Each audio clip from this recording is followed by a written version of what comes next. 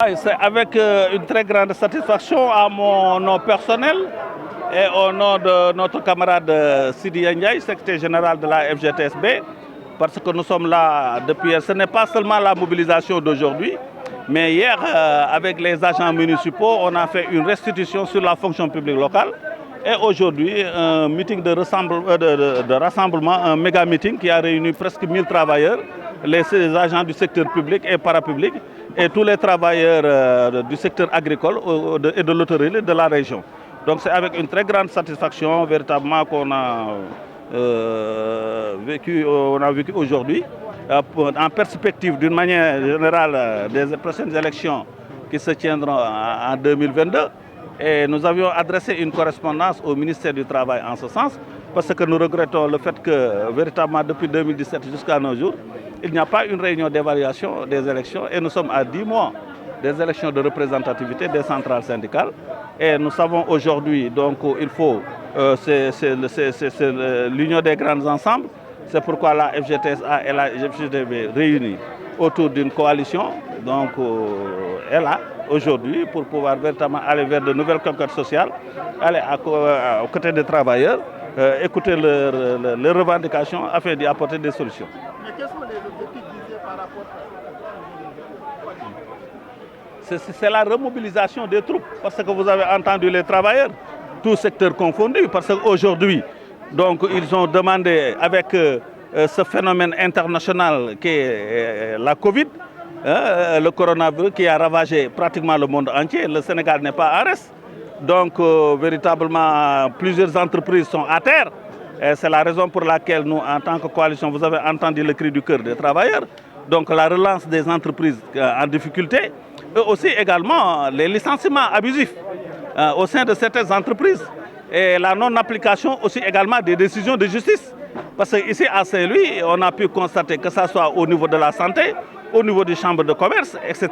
parce qu'avec notre mandataire syndical qui est là, qui s'est battu, des travailleurs qui ont gagné des procès, et jusqu'à présent, on ne parvient pas à pouvoir rétablir ces travailleurs dans leurs droits. Donc c'est ce que nous regrettons. C'est ce que nous avions dit devant le représentant du ministère du Travail. Donc il faut nécessairement qu'on aille vers l'application des décisions de justice, qu'on puisse mettre fin à ces licenciements abusifs et arbitraires. On ne peut pas aussi être né, par exemple, comme saisonnier ou journalier et mourir comme journalier. Donc il faut nécessairement qu'on procède à une régularisation de toutes ces situations-là. Vous avez vu, par exemple, le cas des prestataires, par exemple, au niveau de la Sénélec et ailleurs, parce qu'on ne peut pas véritablement prendre des prestataires pendant plus d'une décennie et, par exemple, en un seul jour, procéder à de nouveaux recrues. Ça, c'est arbitraire. C'est pourquoi, aujourd'hui, nous avions dit qu'il faut mettre fin à ça. Et au niveau du secteur agricole aussi, vous avez vu la convention agricole qui est obsolète, qui date de 1957. Donc, il faut nécessairement qu'on puisse procéder véritablement à la révision de ces conventions-là. D'autre part, aussi, la retraite à 65 ans, nous avions défendu ça. C'est une retraite optionnelle que nous avions demandé. Parce qu'aujourd'hui, comme vous le savez, ce sont les actifs qui payent les inactifs. Et aujourd'hui, s'il y a des agents de l'État ou du secteur public et parapublic qui vont à la retraite et ils ne sont pas remplacés, donc finalement, on va vivre dans la précarité. D'autre part aussi, également, la revalorisation des pensions de retraite. Parce que vous savez, il y a plusieurs sociétés qui ne versent pas leurs cotisations sociales au niveau de l'IPRES et au niveau de la caisse. Parce que tout simplement, ce sont des institutions qui sont là où les conseils d'administration de ces institutions depuis plus de 8 ans ne sont pas renouvelés. Donc on ne sait pas qui cotise et qui ne cotise pas. Tout ça, ce sont des difficultés. Et je pense que l'organisation des prochaines élections pourra véritablement, en tout cas, arrêter tous ces manquements-là. Mobilisation, parce que la région, donc, nous rester les bras croisés. ndax ku xam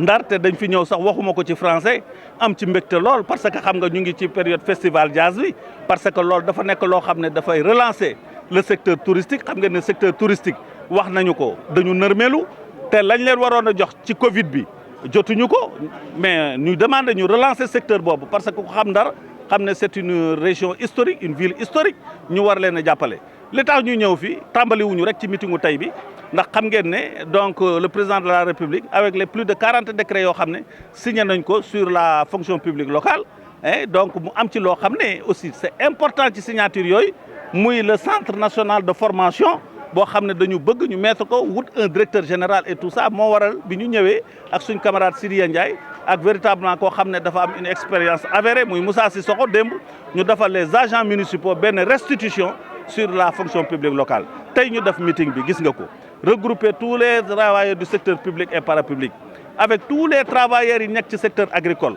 muy ma West Africa Femme di waa compagnie sucrière di GDS di SCL di OPS di compagnie agricole secteur yëpp ñëw nañ fi gis nga ko plus de 30 cars ñu ñëw donc dañ ci am mbégte loolu nag su ngeen gisee ñu def ko dañuy remobiliser les troupes ndax xam ngeen ne en 2017 dañ fi organiser woon ay élections de représentativité ba léegi verdict amul mais néanmoins ñi nga xam ne ñoo génn nekk en tête ñoo teewal liggéeykat yi ci institutions yi et puis sociales yi ak institutions étatiques yi mais bi ñu xoolee ñu koy méttitlu joxe wuñu résultat définitif yi ñaareel bi it aussi ba léegi may wax 2017 ba léegi amul une réunion d'évaluation de ces élections là te nous sommes à 10 mois des élections moo tax ñu demander que le ministre du travail que aussi vraiment ñoom le ministère je dis bien ñu yeewu jéem fexe convoquer collège électoral bi taxaw ci pour pouvoir organiser élection yooyu en 2017 ndax élection yooyu dafa am solo day permettre ñu mën a choisir les représentants des travailleurs dans les institutions sociales et dans les institutions étatiques te boobaa ci la ñu gën a mën a défendre travail te xam nañu ne dañoo toll foo xam ne mbooloo mooy doole xam nañ ne ci 2017 bi ñu évalué li nga xam ne moom la Sidia am ak ay nitam ak li ñu am ñun ak lu suñu nit donc day daal di romb 10% donc suñu boolee suñu doole liggéey fas nañu yéene def toutes les régions du Sénégal def tous les départements monter suñu comité électoral départemental que ministère du travail woote wala ñàkk a woote ñun ñu ngi ci terrain bi nekk ci wetu liggéeykat yi xam seen i tawat luñ ci mën a andi comme saafara ñu andi ko. gis